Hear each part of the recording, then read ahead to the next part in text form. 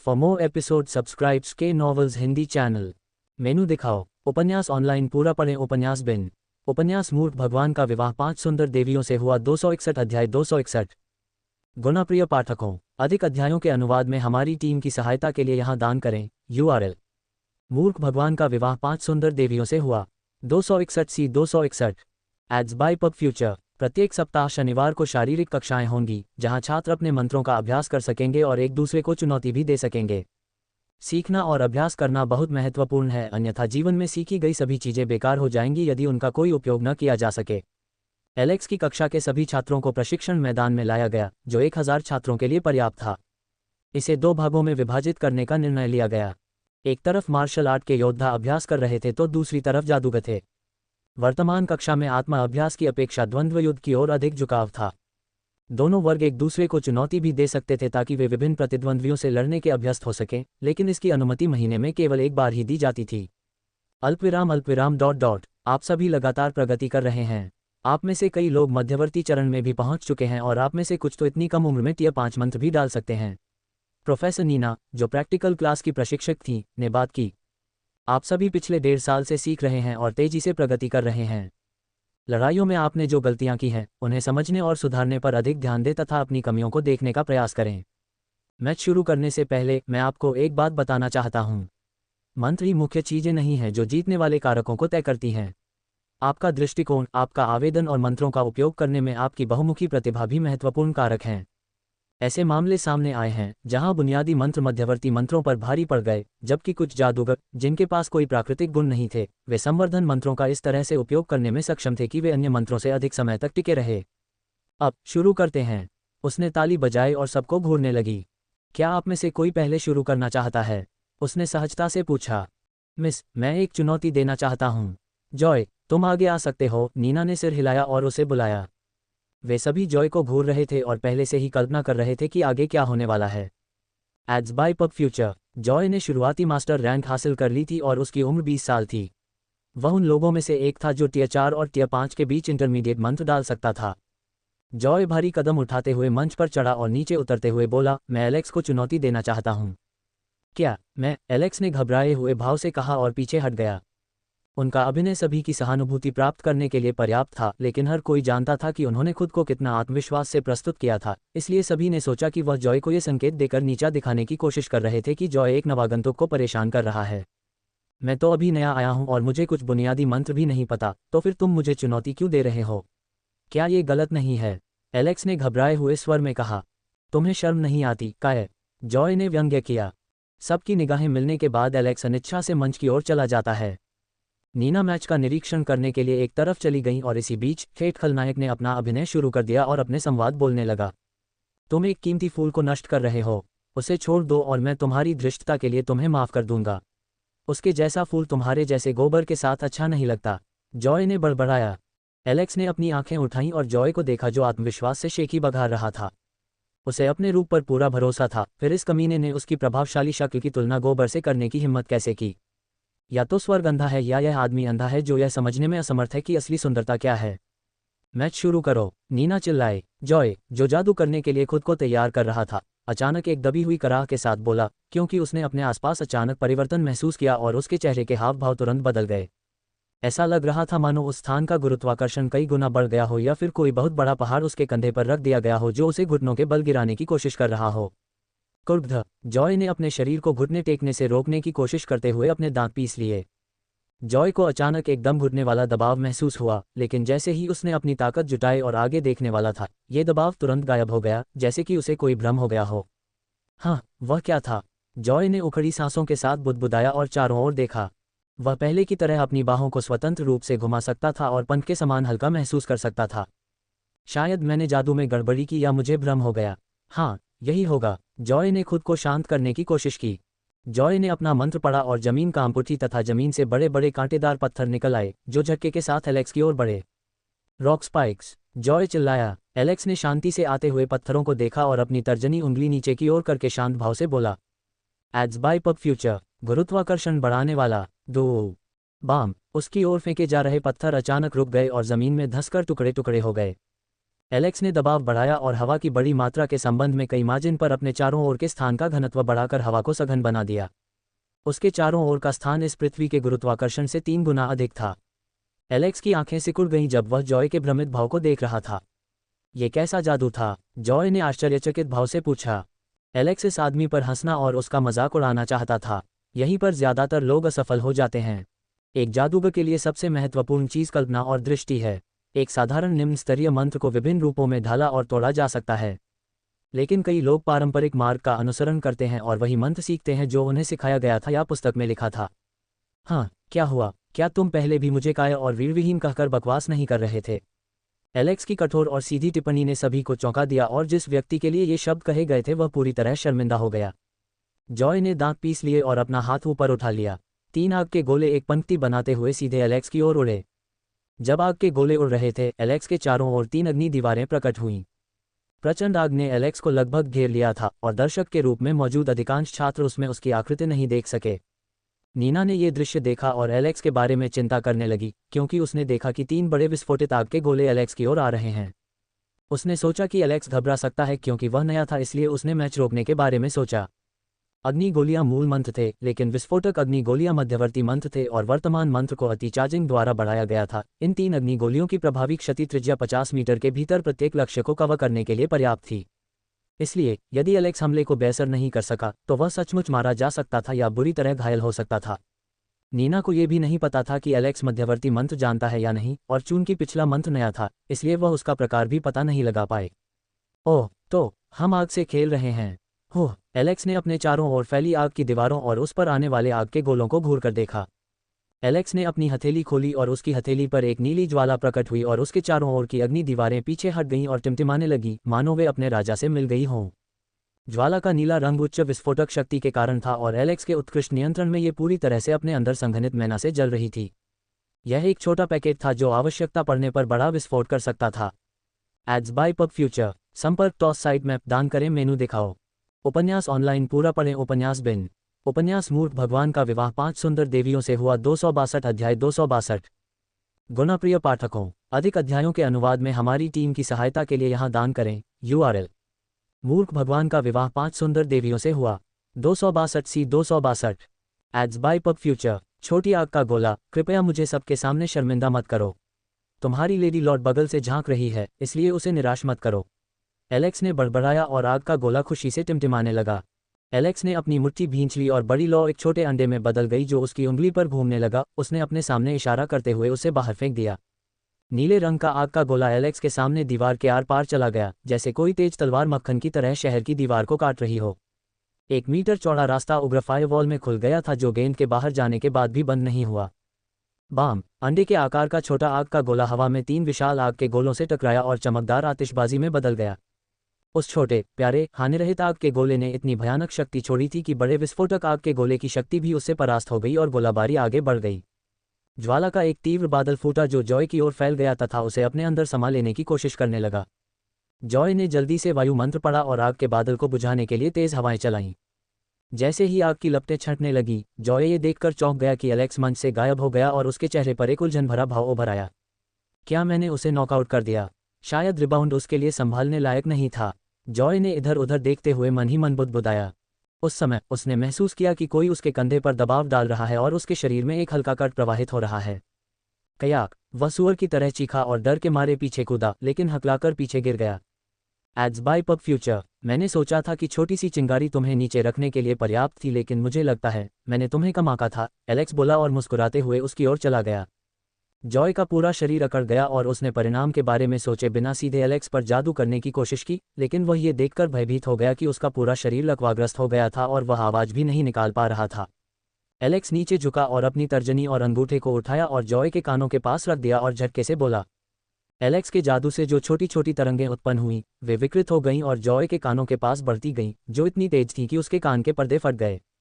चीख। तीव्र ध्वनि तरंगें शॉकवेव की तरह फैलती हैं और हवा को उड़ा ले जाती हैं। आह। जॉय ने दर्द भरे भाव से चीखा मानो वह जिंदा जल गया हो और उसने बहुत तेज आवाज निकाली। तेज ध्वनि तरंगें सुनकर सभी को पीड़ा हुई और उन्होंने अपने कान बंद कर लिए। चीखने की आवाज़ कानों के लिए काफ़ी पीड़ादायक थी और प्रेषित तरंगों की आवृत्ति मानव कान की सहनशक्ति से कहीं अधिक थी, लेकिन एलेक्स को कोई समस्या नहीं थी क्योंकि वह अपने आसपास के वातावरण को बदलकर अपने कानों तक पहुंचने वाली आवाज़ की आवृत्ति को बदल सकता था क्योंकि ध्वनि विभिन्न कारकों पर निर्भर करती है। धप, एक जोरदार धमाके के साथ जॉय ज़मीन पर गिर पड़ा। हर कोई देख सकता था कि अपरंपरागत मंत्रों के कारण जॉय बेहोश हो गया था और एक तरह से उसे बेरहमी से पीटा गया था और नाक से पकड़कर घुमाया गया था। एलेक्स ने केवल अपनी उंगलियां उठाईं और उसका मंत्रोच्चार भी शुरू होते ही खत्म हो गया, जिससे वह कई लोगों की नज़रों में अलग नजर आया। तुम भाग्यशाली हो कि तुम अकादमी में हो और मैं भाग्यशाली हूँ, अन्यथा यदि यह परिसर के बाहर होता तो मैं तुम्हें तब तक नहीं छोड़ता जब तक मैं तुम्हें जी भरकर नहीं पीटता। एलेक्स ने नाक भान सिकुड़ी और शान से मंच से नीचे चला गया। प्रोफेसर नीना ने जॉय की स्थिति की जांच की और राहत की सांस ली, क्योंकि उन्हें लगा कि वह ठीक है और उसमें किसी भी प्रकार की चोट का निशान भी नहीं है। एलेक्स ने उसे बिना किसी नुकसान के आसानी से बाहर कर दिया। उनका संकेत मिलते ही एक स्ट्रेचर लाया गया और उसे अस्पताल में ले जाया गया। इस बीच कक्षाएं सामान्य रूप से शुरू हो गईं। इसके बाद कई लोगों ने एक दूसरे को चुनौती दी और सौभाग्य से एलेक्स को ज़्यादा चुनौतियां नहीं मिलीं, क्योंकि अन्य लोगों ने अपने प्रतिद्वंद्वी चुन लिए थे जिनसे उनकी दुश्मनी थी और कोई भी उस पर समय बर्बाद नहीं करना चाहता था। एड्स बाय पब फ्यूचर, यह उसके लिए अच्छा था क्योंकि वह सभी को देख सकता था और अच्छे सिबों को चिन्हित करने का काम खुशी खुशी कर सकता था। डेव, जो सर्वोच्च शिष्य रैंक पर थे, मंच पर आए और हट को चुनौती दी। जैसे ही चुनौती जारी की गई, वहां सन्नाटा छा गया। यहाँ तक कि प्रोफेसर नीना भी डेव से घबरा गईं और धीरे से बोलीं, डेव, मुझे लगता है कि आपको किसी अन्य प्रतिद्वंद्वी से बात करनी चाहिए। अब मैं केवल उसे चुनौती देना चाहता हूँ, डेव ने जिद्दी होकर चिल्लाया। एलेक्स ने देखा कि सभी लोग डेव पर अजीब नज़र रख रहे थे। इसमें उपहास, चिंता और दया का मिश्रण था। उस हट किड को क्या हो गया है? एलेक्स ने बड़बड़ाते हुए चारों ओर देखा। सभी लोग एक तरफ खड़े थे और भूरे बाल और नीली आंखों वाला एक आदमी आगे बढ़ा। एलेक्स को उस व्यक्ति से भय का भाव महसूस हो रहा था और वह व्यक्ति मध्य मास्टर रैंक पर था। एक नज़र में ही उसे पता चल गया कि यह लड़का खास है। हट मंच पर ऐसे ठंडे चेहरे के साथ खड़ा था मानो वह अभी अभी 1000 साल तक जमे रहने के बाद बाहर आया हो। केवल वे ही लोग आसमान में ऊंची उड़ान भर सकते हैं जो सर्वश्रेष्ठ के लिए प्रयास करते हैं और मेरा लक्ष्य सर्वश्रेष्ठ को हराना है और आपको हराकर शीर्ष पर पहुंचना है, डेव ने गंभीर भाव से कहा। एलेक्स ने उनका भाषण सुना और उस व्यक्ति के लिए ईमानदारी से ताली बजाई जो शहीद होने से पहले सराहनीय साहस दिखा रहा था। डेव ने हवा का एक विशाल गोला बुलाया जिसने 100 मीटर के दायरे में आने वाले चक्रवात की तरह तेज हवाओं को बहा दिया। एलेक्स के बाल उड़ने लगे और उसे लगा कि उसके बाल इतनी तेज हवाओं के कारण बिखर गए हैं जिनकी गति 100 किलोमीटर प्रति घंटे से भी अधिक लग रही थी। वाह, डेव ने संपीड़ित हवा का विशाल गोला हट पर फेंका और एलेक्स को आश्चर्य हुआ जब उसने देखा कि हट कुछ नहीं कर रहा था और एक मूर्ति की तरह वहीं खड़ा था। धमाका, गोले के फटने से भयावह वायु ब्लेड निकले जो निम्न स्तर के राक्षसों और जानवरों को टुकड़ों में काटने के लिए पर्याप्त थे। एलेक्स की आंखें सिकुड़ गईं जब उसने देखा कि हट बिना किसी खरोंच के वहीं स्थिर खड़ा। मेनू दिखाओ। उपन्यास ऑनलाइन पूरा पढ़ें। उपन्यास बिन।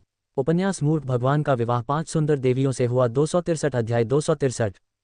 गुणप्रिय पाठकों, अधिक अध्यायों के अनुवाद में हमारी टीम की सहायता के लिए यहाँ दान करें। URL: मूर्ख भगवान का विवाह 5 सुंदर देवियों से हुआ 263 C 263।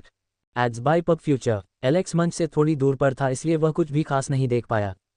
उन्होंने महसूस किया कि हट के सामने का स्थान थोड़ा सा उतार चढ़ाव वाला था, लेकिन उन्हें यकीन नहीं था कि यह किसी जादू के कारण था या डेव के हमले के कारण। हट को बिना किसी हरकत के जादू करते देखकर उसके चेहरे पर एक चंचल मुस्कान आ गई। छड़ी या कर्मचारी न केवल आपके मंत्र के विनाश को बढ़ाते हैं, बल्कि उन्हें एक विशेष दिशा की ओर बढ़ने और उनका मार्ग निर्देशित करने में भी मदद करते हैं।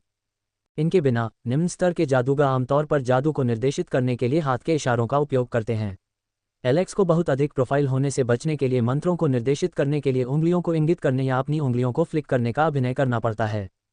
उसे तो छोड़िए, यहाँ तक कि राक्षस क्वीन भी जो चुपचाप जादू कर सकता है, उसने भी जादू करते समय अपने हाथ हिलाए, लेकिन हट इतनी कम उम्र में चुपचाप जादू करने में सक्षम था, जो एक अविश्वसनीय बात थी और वह इसे छिपा भी नहीं रहा था। वह हट जैसा नहीं था, क्योंकि एलेक्स ने वहाँ कई वर्ष बिताए थे जबकि हट वास्तव में 20 वर्ष का था, लेकिन एलेक्स को लगा कि यह बच्चा एक तरह से दिखावा कर रहा है।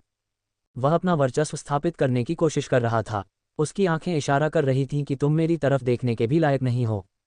एलेक्स एक और प्रतिभाशाली व्यक्ति को देखकर विचार में डूबा हुआ है, वहीं निरीक्षण में मौजूद लड़का अपने अगले कदम के लिए पहले से ही तैयार है। मुझे दोबारा चुनौती मत दो और मेरा समय बर्बाद मत करो, वह बुदबुदाया। बिजली का विस्फोट। अचानक उसके चारों ओर बिजली की चमक नाचने लगी और भयंकर चिंगारियां निकलने लगीं। वे उसके चारों ओर एकत्रित हो गईं और अशुभ रूप से चहचहाने लगीं। हट ने अपना हाथ उठाया और उसे अपनी उंगलियों पर दबाते हुए डेव की ओर इशारा किया। तभी एक बिजली का बोल्ट डेव की ओर चमका। हम ads by PubFuture. Alex ने अनुमान लगाया, उसे अभी भी बड़े स्पेल करते समय इशारे करने की जरूरत है। डेव को अवरोध बनाने का तरीका नहीं पता था और सुरक्षा के उपाय के रूप में उसने अपने सामने मिट्टी की दीवार बना ली। जो लोग इंतजार कर रहे थे और सोच रहे थे कि आगे क्या होने वाला है, वे अचानक आश्चर्यचकित हो गए। नहीं, ये केवल एलेक्स के लिए आश्चर्य की बात थी क्योंकि अन्य लोग पहले से ही इसके आदी थे। बोल्टो ने डेव और हट के बीच की दूरी को एक झटके में खत्म कर दिया और इससे पहले कि एलेक्स आश्चर्य से चिल्ला पाता, बोल्ट मिट्टी की दीवारों के बीच से ऐसे गुजरा जैसे वहां कुछ भी नहीं था और वहां कोई दीवार ही नहीं थी। जजजस पीपीपीपीटीटी। डेव की दर्दनाक चीख हवा में गूंज उठी। बिजली ने उसे कोड़े की तरह मारा और जोर से उसे मंच से नीचे फेंक दिया। बिजली की चमक से उसका शरीर झुलस गया और उसके शरीर से धुआं निकलने लगा। बिजली की चमक उसके शरीर को चुभती रही और वह दर्द से तड़पने और चीखने लगा। धप। डेव का शरीर एक गुड़िया की तरह जोर से जमीन पर गिरा। डेव का शरीर कीड़े की तरह ऐंठ रहा था और एक छोटी सी चमक अभी भी बनी हुई थी जिसने उसे बुरी तरह झुलसा दिया था। उसका पूरा शरीर काली कालिक से ढका हुआ था और उसका अच्छी तरह कंघी किया हुआ चेहरा धुंधला और अस्त व्यस्त हो गया था। एलेक्स के मन में कई सवाल कौंधे और वे उसे परेशान करने लगे। दीवार से होकर बिजली का गुजरना केवल किसी प्रकार के अंतरिक्ष जादू के कारण ही हो सकता है, जो सबसे कठिन है। इससे कोई फर्क नहीं पड़ता कि किसी को अंतरिक्ष जादू में रुचि है या नहीं, बल्कि यह इस बात पर निर्भर करता है कि व्यक्ति को अंतरिक्ष के नियमों के साथ साथ विश्व के नियमों की कितनी समझ है। भंडारण अंगूठी बनाने के लिए अंतरिक्ष जादू की एक निश्चित समझ की आवश्यकता होती है और एलेक्स ऐसी अंगूठी नहीं ढूंढ सका क्योंकि किले में 1000 से भी कम ऐसी अंगूठियां थीं और इस दुनिया में अंतरिक्ष जादू करने वालों की संख्या काफ़ी कम थी, इसलिए ऐसी अंगूठी पहनना अधिक जोखिम भरा था। Ads by PubFuture. Teleportation भी अंतरिक्ष जादू था और अंतरिक्ष जादू के अनगिनत प्रकार थे, लेकिन उससे भी अधिक अंतरिक्ष जादू करने वाले को अत्यधिक लाभ प्राप्त था।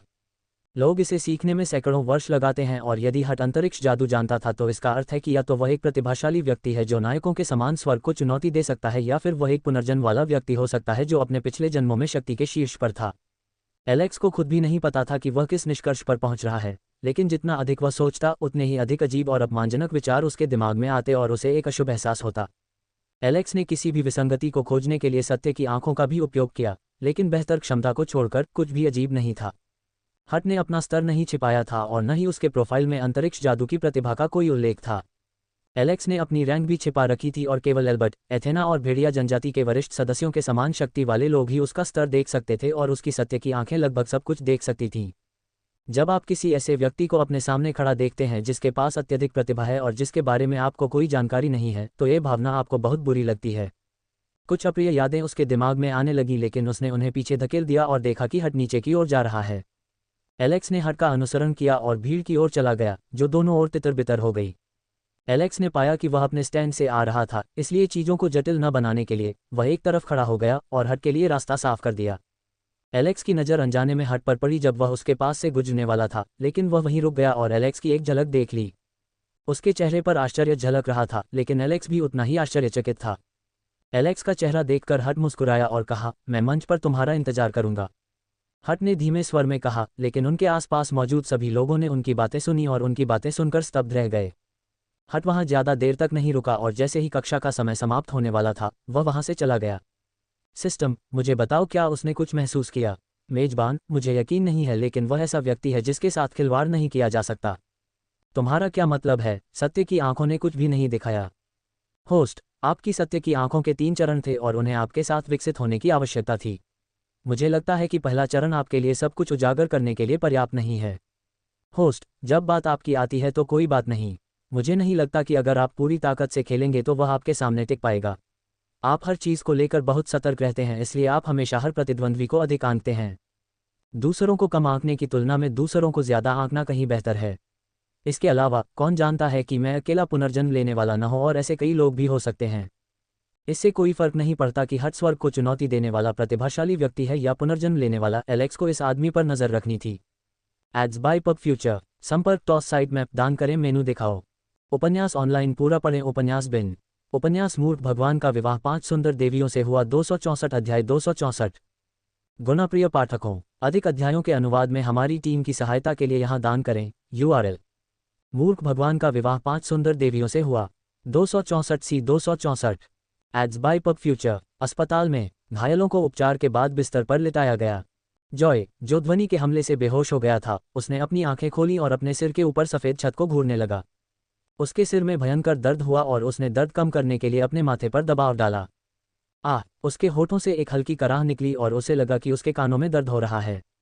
उसके कानों में अभी भी ऐसी आवाज़ गूंज रही थी जैसे दीवारों पर हथौड़े से चोट लग रही हो, जिससे उसकी दृष्टि धुंधली हो गई थी।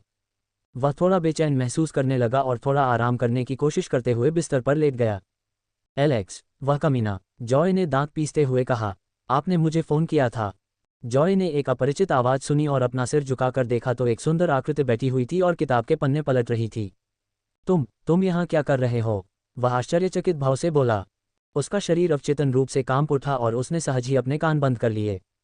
एलेक्स ने किताब बंद की और एक संदेहपूर्ण मुस्कान के साथ जॉय की ओर देखा। एक सहपाठी के रूप में मैंने आपसे मिलने के बारे में सोचा और आपको यहाँ भेजने के लिए क्षमा चाहता हूँ।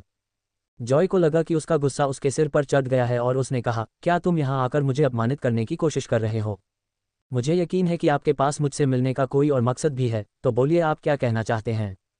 काफ़ी चतुराईपूर्ण। एलेक्स ने सिर हिलाया और किताब एक तरफ रख दी और अपने पैर मोड़ लिए। Ads by PubFuture. Alex ने पूछा, मैंने सुना है कि तुम मेरी पत्नी के पीछे भाग रहे थे और मुझसे खुद को बेहतर साबित करने की कोशिश कर रहे थे। तो क्या किसी महिला से प्रेम करना कब से अपराध हो गया? ओह, इसका मतलब है कि भविष्य में जब तुम्हारी शादी हो जाएगी तो मैं तुम्हारी पत्नी को भी अपने जाल में फंसाने की कोशिश कर सकता हूँ, एलेक्स ने धमकी भरे लहजे में भयावह भाव के साथ कहा। एलेक्स की बातें सुनकर जॉय के सारे बाल खड़े हो गए और उसने अपने कंधे पर एक अदृश्य दबाव महसूस किया। उसके सिर पर पसीने की बूंदें बन गईं।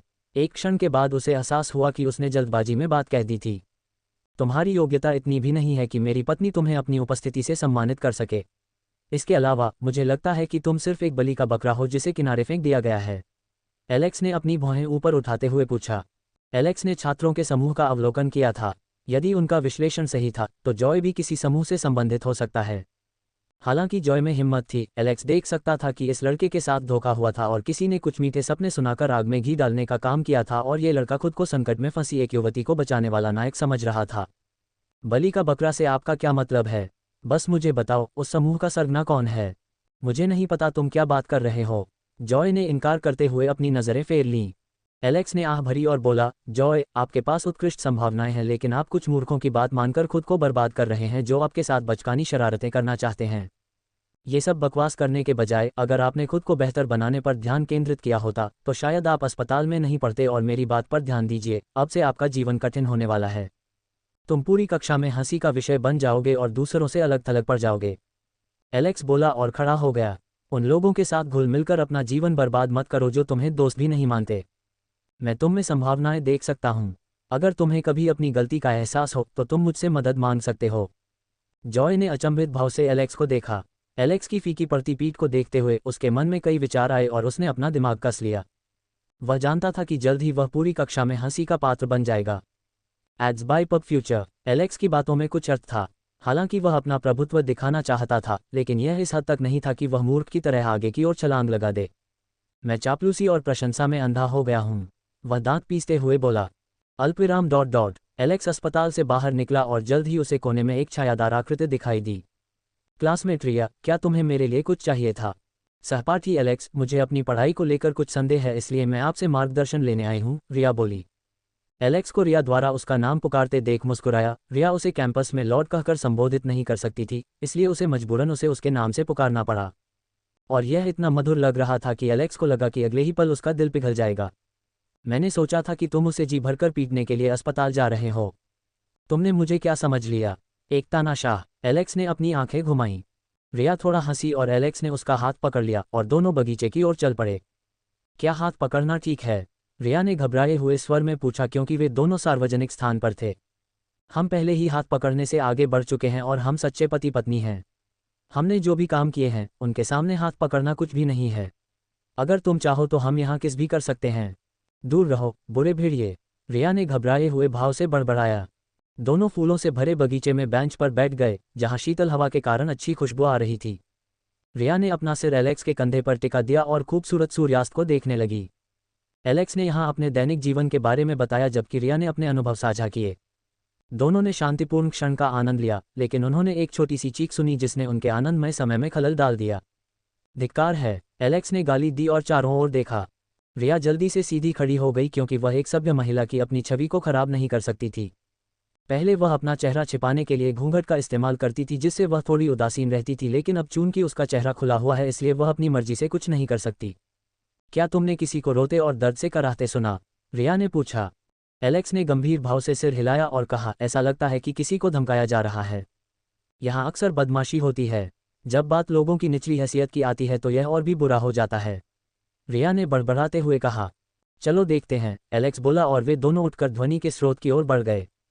Ads by PubFuture. संपर्क टॉस साइट मैप दान करें, मेनू दिखाओ। उपन्यास ऑनलाइन पूरा पढ़ें। उपन्यास बिन। उपन्यास मूर्ख भगवान का विवाह 5 सुंदर देवियों से हुआ 265 अध्याय 265। गुणाप्रिय पाठकों, अधिक अध्यायों के अनुवाद में हमारी टीम की सहायता के लिए यहाँ दान करें। URL। मूर्ख भगवान का विवाह 5 सुंदर देवियों से हुआ 265 C 265। पब फ्यूचर द्वारा विज्ञापन। एलेक्स और रिया घने पेड़ों से भरे स्थान की ओर तेजी से बढ़े। एलेक्स और रिया तेजी से पेड़ों के बीच चले गए और एक पेड़ के ऊपर से छलांग लगाकर शाखा पर खड़े होकर दृश्य का अवलोकन करने लगे। तीनों मोटे ताजे लोग एक समान उम्र के लड़के को भयावह भाव से घेर लेते हैं। उन्होंने लड़के पर कुछ भूसे बरसाए और उसे रेत की बोरी की तरह इस्तेमाल किया। तीनों उन्हें पकड़ नहीं पाए और अपना सामान्य कार्य करते रहे। जिस लड़के को बुरी तरह पीटा गया था उसने हार नहीं मानी और उसकी आंखें ऐसी भावनाओं से जल रही थीं जो उसकी असीम दृढ़ता को दर्शाती थीं। ये गुस्सा गुंडों के प्रति क्रोध और घृणा से भरा हुआ था। हा, तुमने कहा था कि तुम किले की सबसे तेज तलवार बनोगे, मेरे पैर। उनमें से एक बोला और जमीन पर थूक दिया। पुतई। अन्य दो ने बॉस का अनुसरण किया और उसकी गतिविधियों की नकल की।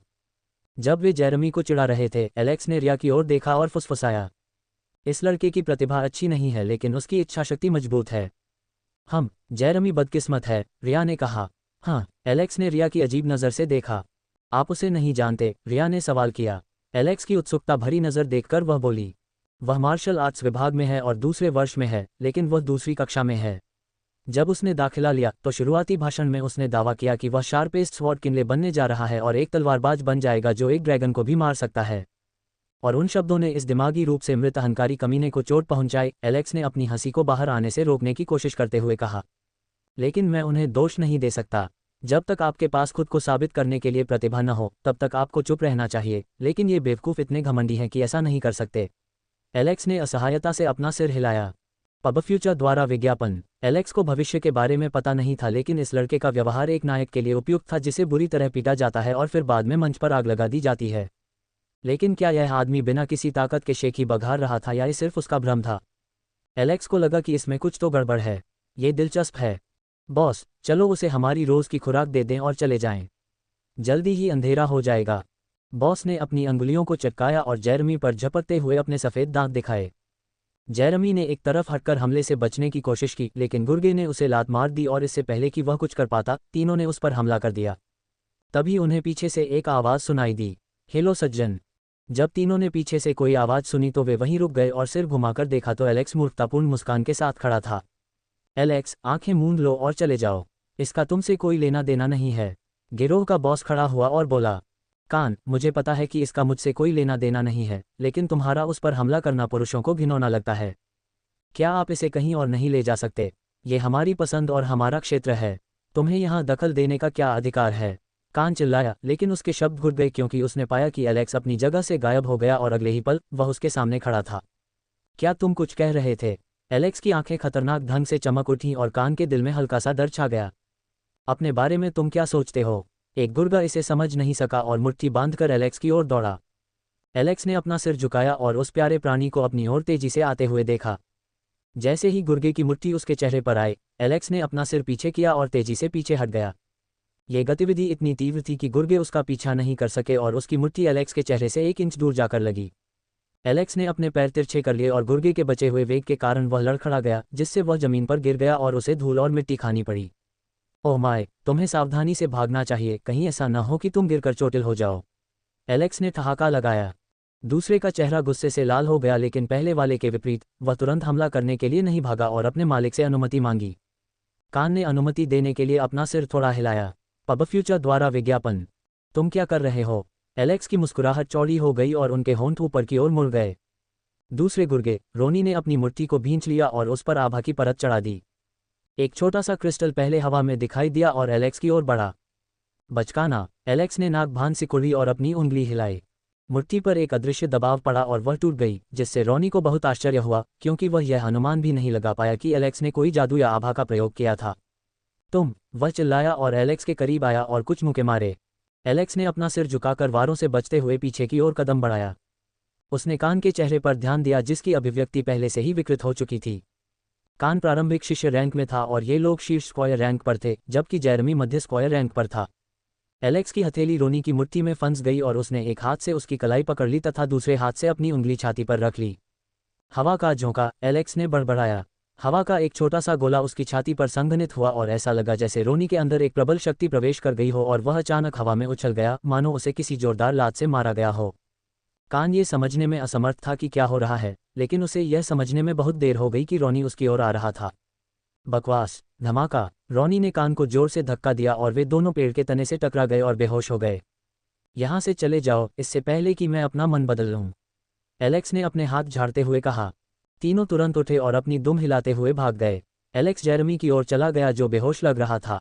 रिया उसके पास आकर खड़ी हो गई और जेरेमी को देखने लगी, जिसका चेहरा बुरी तरह घायल हो गया था। उसकी नाक और होठों से खून बह रहा था। क्या हमें उसे अस्पताल ले जाना चाहिए? रिया ने पूछा। एलेक्स ने बस मुस्कुराया, अपना सिर हिलाया और कहा, भाई जेरेमी, तुम उठ सकते हो। अब और अभिनय करने की ज़रूरत नहीं है। मुझे पता है तुम जाग रहे हो।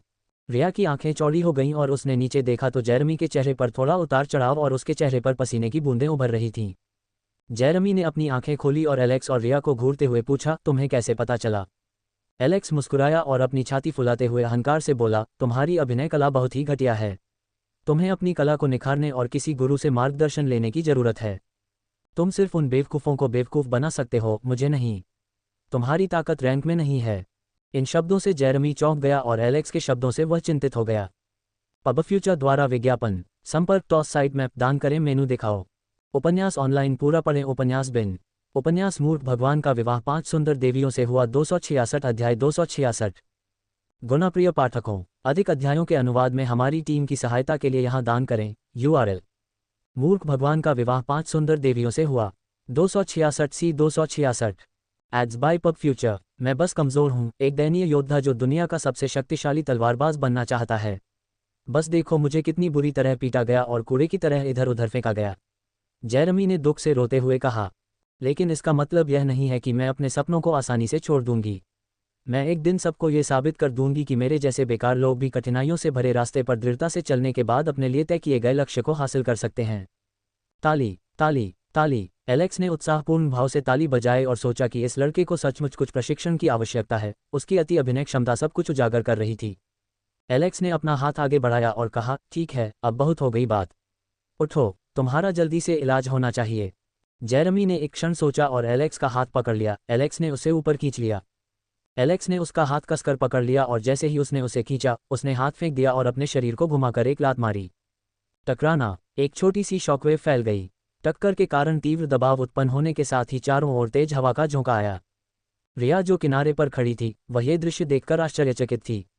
एलेक्स, जो मित्रतापूर्ण लहजे में बात कर रही थी, ने अचानक जेरेमी पर हमला कर दिया और उसके लात में उसकी पूरी ताकत का कम से कम 1/3 हिस्सा समा गया। लेकिन उसके लिए ये देखकर बहुत आश्चर्य हुआ कि जेरेमी 1 इंच भी हिले बिना वार का बचाव करने में सक्षम था। तुमने हमला क्यों किया? जेरेमी ने धमकी भरे अंदाज में पूछा। यदि वह कोई प्रतिक्रिया नहीं करता तो उसे गंभीर चोट लग सकती थी या उसकी मृत्यु भी हो सकती थी, इसलिए उसने अपना सारा दिखावा छोड़ दिया। Ads by PubFuture. Alex मुस्कुराया और उसे घूरते हुए पीछे हट गया। मुझे लगता है कि मेरी धारणा सही साबित हुई है ना जेरेमी? एलेक्स ने अपनी ठुड्डी रगड़ते हुए कहा। आपकी वास्तविक रैंक स्क्वायर है, लेकिन आपकी शारीरिक शक्ति मास्टर रैंक की है। आपके पास स्वर्गीय एक्सोस्केलेटन है। रिया और जेरेमी दोनों सदमे से पीछे हट गए। तुम्हें कैसे पता चला? जेरेमी चिल्लाया। वास्तव में उसका शरीर बहुत ही शानदार था, रिया ने कांपती हुई आवाज में कहा। स्वर्गीय कंकाल 2 प्रकार के थे। पहला स्वर्गीय अंतःकंकाल था, जिसमें वाहिकाओं के साथ हड्डियों में मन को संग्रहित किया जा सकता है। वे जितना मैना संग्रहित कर सकते थे वह अविश्वसनीय था और यह उनके हृदय के मैना से कई गुना अधिक था। प्राचीन काल में उनके पराक्रम की कल्पना की जा सकती है, जब प्रत्येक जागृत व्यक्ति में मन हृदय होता था और जो व्यक्ति इस शारीरिक संरचना के साथ पैदा होता था वह महानता के लिए किस्मत में लिखा होता था। दूसरा था स्वर्गीय एक्सोस्केलेटन। पिछले वाले के विपरीत इसमें मन को संचित करने और चैनलाइज करने में बाधा होती है, लेकिन इसके बदले में यह एक बहुत मजबूत काया प्रदान करता है। ज्यादा ताकत और शरीर स्टील या किसी दूसरी धातु जितना कठोर। इस तरह के लोग बुलडोजर की तरह होते थे जो अपने विरोधियों को कुचलकर सूखा मांस बना सकते थे, लेकिन उन्हें बहुत कठोर प्रशिक्षण और क्रूरता से गुजरना पड़ता है।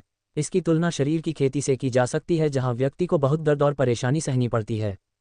जितना अधिक आपका शरीर प्रशिक्षित होगा आप उतने ही मजबूत बनेंगे। बुरी तरह से पीटना और बुरी तरह से जख्मी कर देना भी प्रशिक्षण का काम कर सकता है। तुम आक्रामक होने की कोशिश कर रहे हो और पिटना चाहते हो। मैंने कभी किसी को तुम्हारी तरह धमकाए जाने के लिए उत्सुक नहीं देखा। शर्म के कारण जेरेमी का चेहरा लाल हो गया। अगर उसके मुंह से यह बात निकल गई कि वह पिटाई के लिए बेताब है तो हर कोई उसे एक मर्दवादी समझ सकता था। नहीं, मैं क्या सोच रहा हूँ? मुझे पहले इस आदमी से छुटकारा पाने के बारे में सोचना चाहिए ताकि मेरा राज उजागर न हो जाए।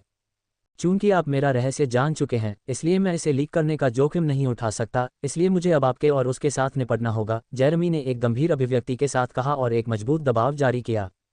Ads by PubFuture. उसने पहले तो उन्हें धमकाने का निश्चय किया और कहा कि यदि बात और बिगड़ी तो वह उन्हें पीटेगा और उन्हें ये रहस्य गुप्त रखने की शपथ दिलाएगा, लेकिन उसे यह नहीं पता था कि उसके शब्दों ने सो रही बाघिन को भड़का दिया है। उसने अपना शरीर ठीक से स्थापित किया और आगे बढ़ने ही वाला था कि उसे एक भयावह दबाव महसूस हुआ और आसपास का तापमान कुछ कम हो गया। उसका पूरा शरीर भय से कांप उठा, उसका शरीर जम गया और उसकी धारणाएं खतरे की चीखें मार रही थीं। हाँ, उसे ऐसा महसूस हुआ कि मानो एक दम घुटने वाली आभा उस पर हावी हो रही है और उसे भ्रम हुआ कि चारों ओर का वातावरण हत्या के इरादे से लाल हो गया है। उसने अपना सिर स्रोत की ओर घुमाया और देखा कि वह महिला जो सुंदर और शर्मीली थी अब सिर से पैर तक लाल काले रंग की आभा से ढकी हुई थी। उसके बाल बेतहाशा उड़ रहे थे और खून से लथपथ एक मुस्कुराता हुआ चेहरा उसकी नज़रों में आ गया, जिससे वह ऐसी लग रही थी जैसे कोई राक्षसी उसे नीचे गिराने के लिए नरक से भेजी गई हो। बस, तुमने कितनों को मारा? क्या तुम हत्यारे हो? जेरेमी ने गला सूखने से पहले ही ये शब्द बोल दिए। उसकी आभा उसे पूरी तरह से दबाने के लिए पर्याप्त थी और अगर वह कोई कदम उठाती तो वह निश्चित रूप से अपने निर्माता से मिलने वाला था। रिया, बस बहुत हो गया। अपनी आभा वापस खींच लो। दबाव और मतिभ्रम गायब हो गए और जेरेमी भारी सांस लेते हुए जमीन पर गिर पड़ा। उसका पूरा शरीर पसीने से भीगा हुआ था और उसका दिल तेजी से धड़क रहा था। वह इस समय बहुत भयभीत था। रिया, वह पहले तो बस मजाक कर रहा था। उसके शब्दों में कोई हत्या का इरादा नहीं था। अगर आप उस पर एक सेकंड के लिए भी ज्यादा दबाव डालते तो उसकी पैंट गीली हो सकती थी। एलेक्स हंसा। लेकिन मेरे प्रभु, यह आदमी आपको धमका रहा था और कौन जानता है कि उसके मन में आपसे छुटकारा पाने का कोई दुर्भावनापूर्ण इरादा था। वह आज जा सकता है लेकिन कौन जानता है कि उसके दिमाग में किस तरह के कुटिल विचार चल रहे होंगे। रिया बोली, आप बहुत दयालु हैं प्रभु, इस प्रकार के व्यक्ति को कम नहीं आंकना चाहिए। मुझे लगता है कि हमें उसका निपटारा कर देना चाहिए। रिया की राय सुनते ही जेरेमी का शरीर कांप उठा। राक्षसी, ये लड़की निश्चित रूप से राक्षसी है। ऐसे चेहरे और शरीर के साथ इसने कई लोगों को मोहित किया होगा और फिर उन्हें मार डाला होगा। नहीं, इतने आकर्षक शरीर और चेहरे के साथ वह एक सक्कुबस हो सकती है। हे भगवान, कृपया मेरी रक्षा करें। मैं खत्म हो चुका हूँ। जेरेमी ने भगवान से प्रार्थना करना शुरू कर दिया। अरे, जिस तरह से तुम व्यवहार कर रहे हो ऐसा लगता है कि तुम हमें नहीं जानते। एलेक्स ने पूछा।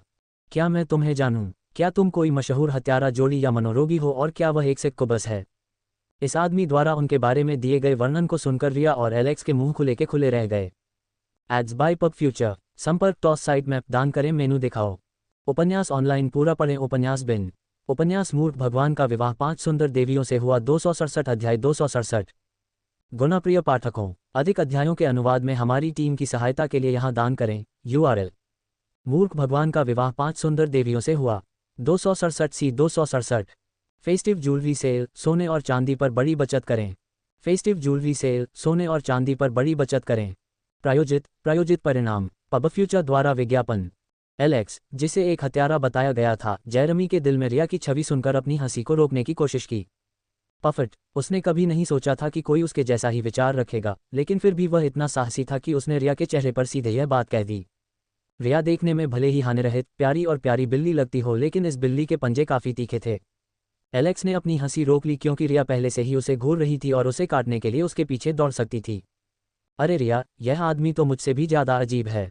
एलेक्स ने जेरेमी की ओर देखा और कहा, क्या तुमने किनले के मूर्ख 5वें राजकुमार की प्रसिद्ध कहानियों के बारे में नहीं सुना है? जेरेमी ने अविश्वास भरी आंखों से एलेक्स को देखा। उसका शरीर ऐसे कांप उठा जैसे किसी ने उसे बिजली का झटका दिया हो। तुम्हारा मतलब है कि तुम किनले के 5वें राजकुमार हो, लेकिन मैंने ये क्यों नहीं सुना कि तुमने अकादमी में दाखिला ले लिया है? जेरेमी ने शर्मिंदगी से अपना गाल खुजलाया। अभी हमें दाखिला लिए 1 सप्ताह भी नहीं हुआ है और तुम एक अजीबोगरीब अकेले व्यक्ति हो जिसे दरकिनार कर दिया गया है, तो तुम्हें ये सब कौन बताएगा? जेरेमी को लगा कि तीखी टिप्पणियों से वह आहत हुआ है। क्या तुम अब भी मुझे चुप कराना चाहते हो? एलेक्स ने मुस्कुराते हुए कहा। नहीं नहीं, मैं तो बस मजाक कर रहा था, लेकिन कृपया मेरा ये राज किसी को मत बताना। हम एक ही नाव पर सवार हैं, आप भी हमें धोखा नहीं दे सकते, एलेक्स ने अपना हाथ उठाते हुए कहा। अब से तुम मेरे अनुचर हो। मैंने कब इस बात पर सहमति जताई? जेरेमी ने पूछा। पबफ्यूचर द्वारा विज्ञापन। सुनो सब लोग, जेरेमी ने। इससे पहले कि एलेक्स चिल्ला पाता, जेरेमी एलेक्स से हाथ मिलाता है और कहता है, बॉस कृपया मेरा ख्याल रखना। मेरी छाया के नीचे कोई भी ऐसा नहीं होगा जो तुम्हें चोट पहुंचा सके। एलेक्स मुस्कुराया। जेरेमी ने अपने कटु विश्वास को स्वीकार कर लिया। अल्पविराम। प्रोफेसर नियॉन ने कक्षा ली और व्याख्यान समाप्त करने के बाद उन्होंने कहा, मेरे पास आप सभी के लिए एक महत्वपूर्ण घोषणा है। एलेक्स ने अचानक अपनी आंखें खोलीं और आंखें रगड़ीं। उसकी आंखों के नीचे पहले से ही छोटे छोटे काले घेरे बन रहे थे। पिछले कुछ दिन उसके लिए काफ़ी मुश्किल भरे थे क्योंकि उसे आराम करने का बहुत कम समय मिल पाता था। पूरी कक्षा का माहौल देखने के बाद एलेक्स ने अपना ध्यान नियॉन के भाषण पर केंद्रित किया। उनमें से प्रत्येक व्यक्ति इतना गंभीर लग रहा था मानो ये जीवन मरण का मामला हो। अब से 10 दिन बाद मॉन्स्टर हंट टेस्ट शुरू होने जा रहा है। घोषणा सुनकर सभी छात्रों ने गहरी सांस ली। कुछ छात्र इससे उत्साहित थे जबकि अन्य डर से सिकुड़ गए, जैसे कि यह एक भयानक दुस्वप्न था। नियॉन ने सभी की भावनाओं को देखा और आह भरी। प्रत्येक वर्ष मॉन्स्टर हंट का आयोजन होता था जिसमें सभी छात्रों को भाग लेना होता था।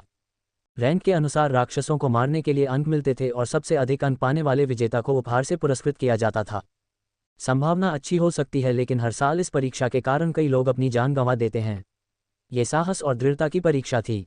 प्रोफेसर नियॉन ने इसकी बारीकियां समझाते हुए कहा, आप टीम बना सकते हैं या अकेले शिकार कर सकते हैं। यदि आप एक टीम बनाते हैं तो उसमें 5 से अधिक सदस्य नहीं होने चाहिए। छापेमारी 3 दिनों तक जारी रहेगी और इस बार आपको किनले के पश्चिमी क्षेत्र के ग्वाफिन क्षेत्र में नियुक्त किया गया है।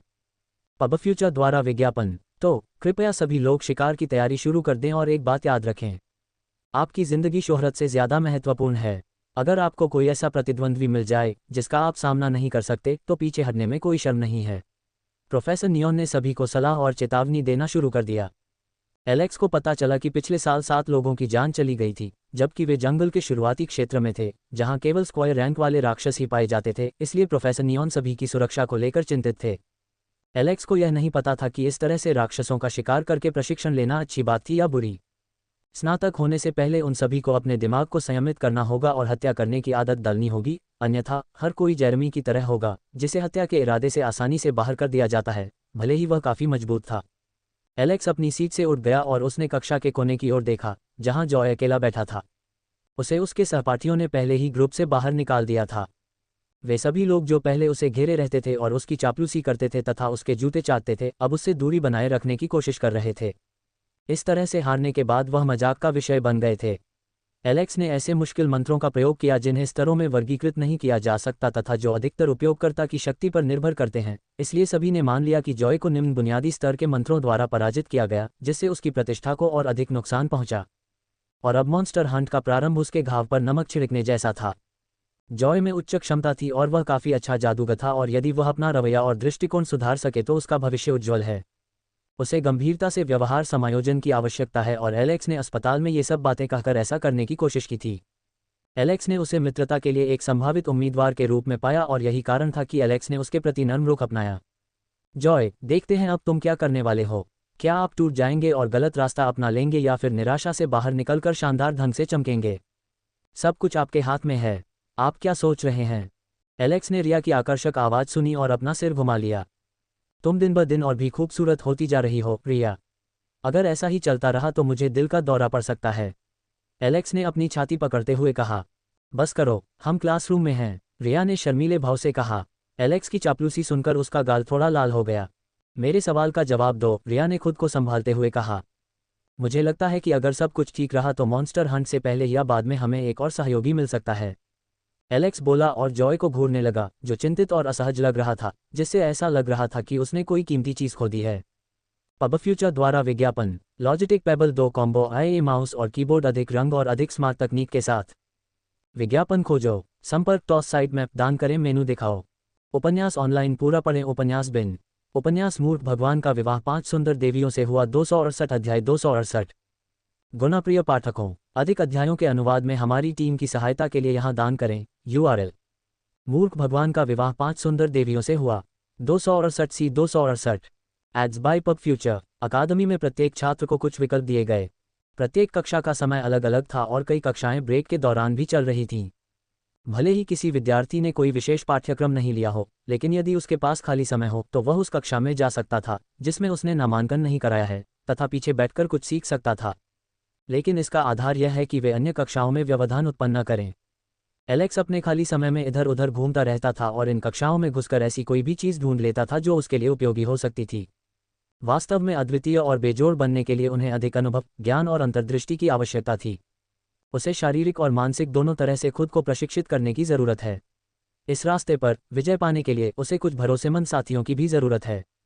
प्रत्येक सप्ताह एलेक्स ने सिखाई गई सारी जानकारी और बातें अपनी डायरी में संकलित की। वह एक प्रति अपने पास रखेंगे और दूसरी प्रति कुछ संदर्भ सामग्री के साथ लियोनहार्ट को भेज देंगे। इयान लियोनहार्ट में अध्ययन कर रहा था और लगातार प्रगति कर रहा था।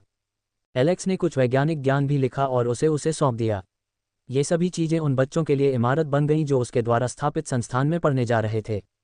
यदि उन्हें विकल्प दिया जाए और राजा या छात्र के रूप में जीवन जीने के बीच चयन करने को कहा जाए तो वे निश्चित रूप से छात्र का जीवन चुनेंगे।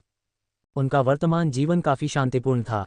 नेवन में उन्हें या तो कागजी कार्रवाई करनी पड़ती या फिर नीति बनाने के लिए दिमाग लगाना पड़ता।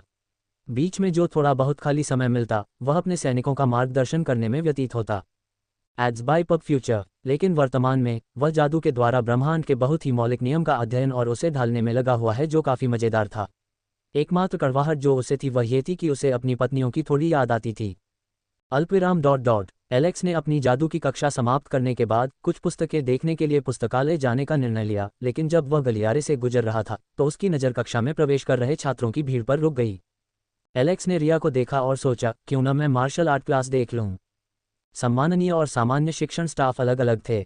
यद्यपि एलेक्स को लगा कि प्रोफेसर काफ़ी कुशल थे, लेकिन उसे अपने सामान्य मार्शल आर्ट क्लास का प्रोफेसर काफ़ी अनाड़ी लगा। उनका शिक्षण काफ़ी दोषपूर्ण था और कई लोगों को पसंद नहीं आया। उनकी कक्षा में भाग लेने वाले वे जादूगर थे जो अपने निकट युद्ध कौशल को निखारना चाहते थे ताकि वे युद्ध जादूगर बन सकें। एलेक्स ने कक्षा में प्रवेश किया और रिया को आश्चर्यचकित करते हुए उसे आंख मारी और चुपके से एक चुंबन भेजा। इससे उसे अपने पिछले कॉलेज जीवन की याद आ गई, जहां जोड़े कक्षाओं के बीच में खुलेआम एक दूसरे के साथ छेड़खानी करते थे, जिससे कई लोग ईर्ष्या से लाल हरे हो जाते थे। चूंकि वह पहले से ही एक जोड़ा था, इसलिए रोक टोक की कोई आवश्यकता नहीं थी। अब बदला चुकाने का समय आ गया था।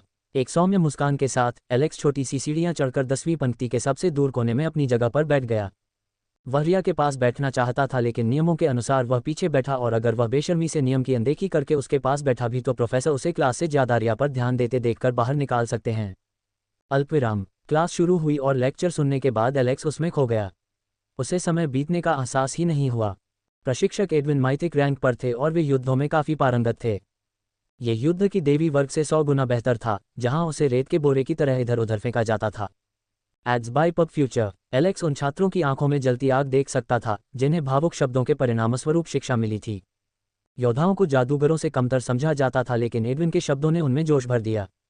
उन्होंने योद्धा बनने के लिए बुनियादी आवश्यकता के बारे में बताया।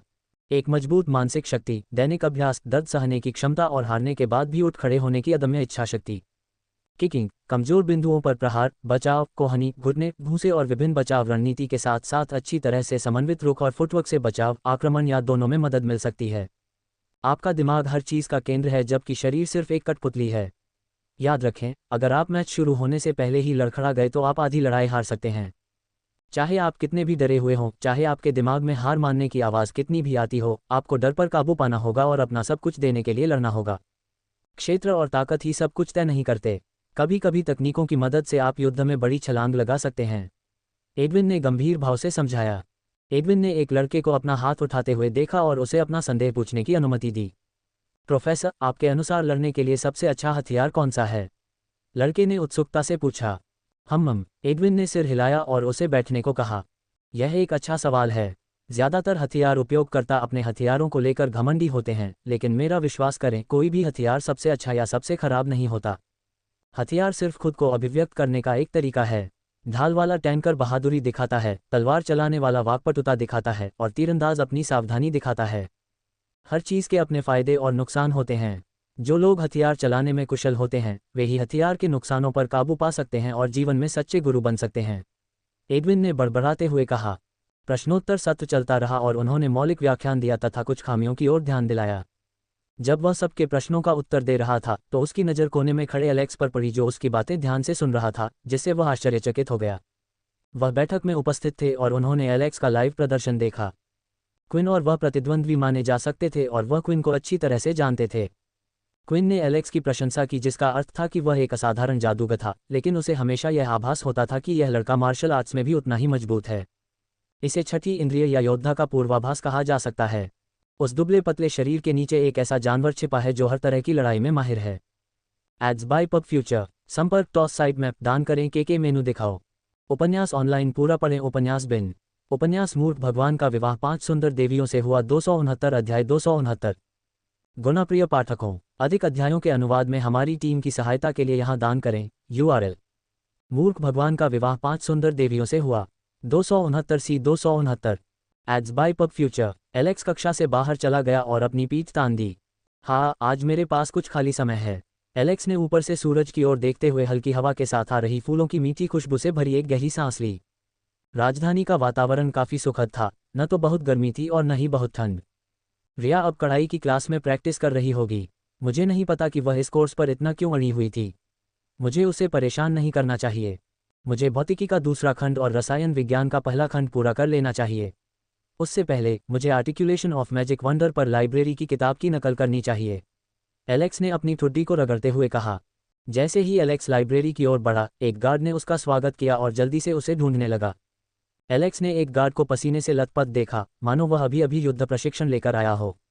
एलेक्स उस आदमी को जानता था जो आमतौर पर संदेशवाहक के रूप में काम करता है। नमस्ते मिस्टर रीड। नमस्ते एलेक्स, कोई तुम्हें ढूंढ रहा है। क्या आप बाहर जाएंगे या उन्हें अंदर आने के लिए कहेंगे? उसने पूछा। एलेक्स ने पूछा, मुझे कौन ढूंढ रहा है? उसे कोई ऐसा व्यक्ति याद नहीं था जो उसे इतना अच्छी तरह जानता हो कि उससे मिलने आए। उसे उस व्यक्ति की पहचान जानने की ज़रूरत थी ताकि वह ये तय कर सके कि उसे बाहर जाना है या उसे आने के लिए कहना है। यदि वह कोई ऐसा व्यक्ति था जिसे वह पहले से नहीं जानता था, तो बेहतर होगा कि उससे परिसर में ही मुलाकात की जाए, ताकि यदि उसका कोई दुर्भावनापूर्ण इरादा हो तो वह व्यक्ति उसके विरुद्ध कोई कार्रवाई न कर सके। रीड को बहुत पसीना आने लगा और वह अपना नाम बताने में अनिच्छुक दिखाई दिया। आखिर वह कौन व्यक्ति है जिससे तुम भी डरते हो? रीड ने अपना सिर बाएं से दाएं घुमाया, ये देखने के लिए कि क्या कोई उनके आसपास है, और फुसफुसाया, ये राजकुमारी यवोन है। ओह! एलेक्स का मुंह खुला रह गया और इससे पहले कि रीड कुछ प्रतिक्रिया दे पाता, उसने रीड को खींच लिया और गेट की ओर भाग गया। धन की अभिमानी देवी स्वयं उससे मिलने आई थी। यह उसके लिए बहुत बड़ा झटका था और राजकुमारी को इंतजार कराना उसके लिए अशिष्टता होगी। एलेक्स की आंखें गेट के बाहर खड़ी विशाल गाड़ी को देखकर लगभग अंधी हो गईं, जो बहुत अधिक ध्यान खींच रही थी। गाड़ी 2 मंजिला इमारत जितनी बड़ी थी और उसे 20 घोड़े खींच रहे थे। Ads by PubFuture. क्या उसे इस तरह अपनी दौलत का दिखावा करने की ज़रूरत थी? तुम्हारी दौलत के बारे में तो सभी जानते हैं। लॉकहार्ट और मनी एक ही सिक्के के विपरीत पहलू हैं। एक आदमी ने आकर उसे बताया कि गाड़ी में एक बड़ी जगह है और मिस यवोन उसमें उसका इंतजार कर रही है। एलेक्स ने सिर हिलाया और गाड़ी में प्रवेश किया। एलेक्स ने उस कमरे में प्रवेश किया जो एक कैफेटेरिया जैसा लग रहा था और उसने लाल बालों वाली सुंदरी को मेज पर शान से बैठे देखा। यवोन, क्या आश्चर्य है। मुझे पता है कि आप अपने इस खूबसूरत, आकर्षक पति को देखने के लिए इंतजार नहीं कर सकती, लेकिन इतनी जल्दी क्या है? एलेक्स ने हंसते हुए कहा। यवोन ने आंखें घुमाते हुए कहा, मैं आपसे बहस करने के लिए बहुत थक गई हूँ। मैं देख रहा हूँ, तुम बहुत ज़्यादा मेहनत कर रही हो। इस मामले में अपने पति से अपने कंधे की मालिश करवाओ। तुम्हारी सारी अकड़न तुरंत दूर हो जाएगी। एलेक्स ने बड़बड़ाते हुए कहा और अपनी आस्तीनें चढ़ा लीं। रुको, मैं थकी नहीं हूँ, मैं ऊर्जा से भरपूर हूँ। इसलिए रुक जाओ और चुपचाप बैठ जाओ।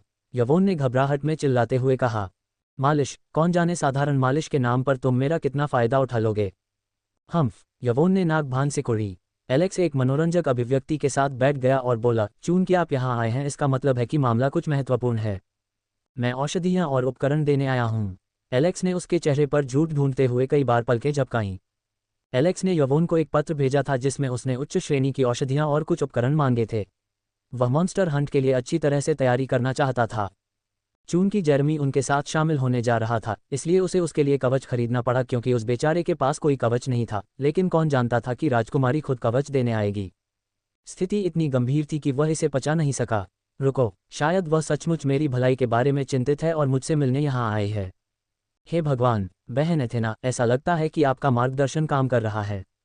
एलेक्स को विचारों में खोया हुआ देखकर यवोन को लगा कि वह आदमी कुछ बुरा सोच रहा है और उसने उसे जगाने के लिए मेज पर थपथपाया।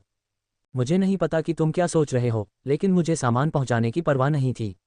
मुझे अपना डिलीवरी मैन मत समझो। एलेक्स की उम्मीदें कांच की तरह टूट गईं और दांत पीसते हुए उसने कहा, यह एक डिलीवरी करने वाली महिला है, कोई पुरुष नहीं, जब तक कि आप खुद पर विचार न करें। उसके माथे पर एक मोटी नस उभर आए और वह सांस अंदर बाहर लेते हुए शांति सूत्र का जाप करने लगी। वह पहले ही सबक सीख चुकी थी कि आप उस पागल आदमी के खिलाफ शब्दों से नहीं जीत सकते जो महल के द्वार उड़ाने के लिए काफ़ी बहादुर था। सुनो, मुझे गवाफिन के बारे में कुछ खबर मिली है। एलेक्स का मजाकिया और चंचल भाव गायब हो गया, जैसे कि पहले वाला भाव एक भ्रम था और उसकी आंखें तीव्र गंभीरता से भर गईं, जिससे वह भी डर गई।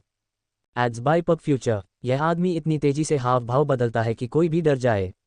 एक पल में वह हंसता है और दूसरे ही पल उसकी हड्डियां कंपा देने वाली ठंडक निकल जाती है।